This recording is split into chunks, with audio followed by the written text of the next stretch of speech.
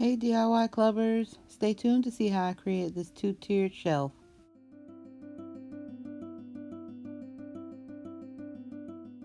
So I got this wall shelf kit from the Dollar Tree, and the kit only comes with one shelf and the strings and the jump rings, but I'm going to combine two of them to create a double tier. Now in this video, I'm showing you how to easily put the strings through the holes, because in the first video that I kind of sped through, I did it the absolute wrong way. I struggled using a pair of tweezers trying to poke the rope through, and it took forever. So if you go ahead and add a piece of tape, I'm using a piece of washi tape to the end and create a little point, it will slide right through the hole so much easier. I'm going to tell you, do not do it the way that I did it the first time. This way will make this process go so much faster.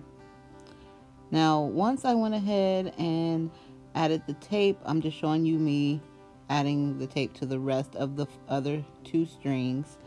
I went ahead and repeated the process and made sure that the shelves were even so that once they start to hang, they won't be tilted. And then for decorations, I'm gonna just add some of these resin flowers that I've done. I had them sitting off to the side and didn't really know what to do with them, and I thought that they would look really cute with this natural wood project, and so I'm just adding them on however I see fit. And of course, the decorating of your shelves are completely up to you. And because these are just plain wood shelves, they are completely customizable. You could paint them. You could pretty much do just about anything to these shelves because they are just a regular wood. And that's one of the things that kind of drew me to them, is that you could do pretty much whatever you wanted and make them your own. And here are the finished two-tier shelves. I really like how they came out. They're super cute and I like the minimalistic look. I just added some of my resin apothecary resin and the burner that I use and a candle, just to show you guys how it looks with it staged. And like I said, I just really love how it came out. It's so cute, so simplistic, and just a great addition to have shelving.